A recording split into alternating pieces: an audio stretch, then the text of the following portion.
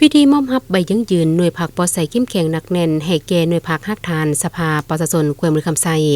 ได้จัดขึ้นในวันที่30 เมษายน 2026อยู่ที่สภาประชาชนแขวงเป็นเกียรติเข้าร่วมเป็นประธานของสหายนางฟองสมุทรพงษ์วิจิตรห้องเลขาคณะผักฮักทานสภาประชาชนแขวง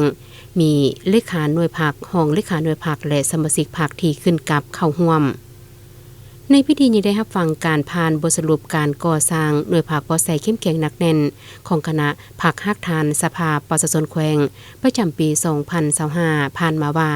คณะผักฮักทานสภาประชาชนแขวงประกอบมี 4 หน่วยผักขึ้นกับคือหน่วยผักคณะเลขาธิการหน่วยผักคณะกรรมการยุติธรรมและปกสหน่วยผักคณะกรรมการเศรษฐกิจแผนการและการเงินหน่วยผักคณะวัฒนธรรมสังคมและบรรดาเผ่าปัจจุบันมีสมาชิกพรรคทั้งหมด51สหายหญิง24สหาย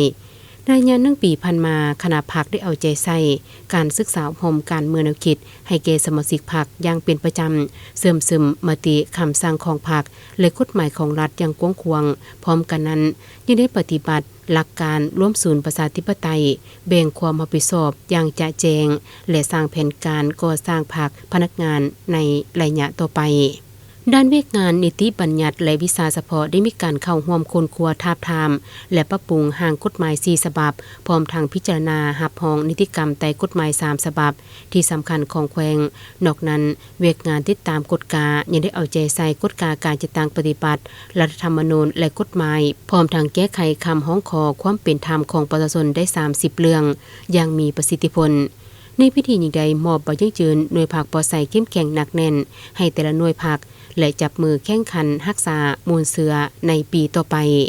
พิธีดังกล่าวอย่างใดมอบหับบัตรสมาชิกพรรคสมบูรณ์สุดที่3ของสมาชิกพรรคภายในสภาประชาชนแขวงเป็นเกียรติมอบบัตรโดยแม่นคณะประธาน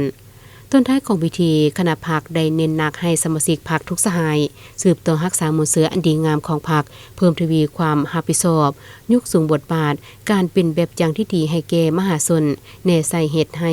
การจะตั้งพรรคมีความปลอดภัยเข้มแข็งและหนักแน่นขึ้นเรื่อยๆเพื่อรับใช้ภารกิจการเมืองและการพัฒนาแขวงให้บรรลุผลสำเร็จตามเป้าหมาย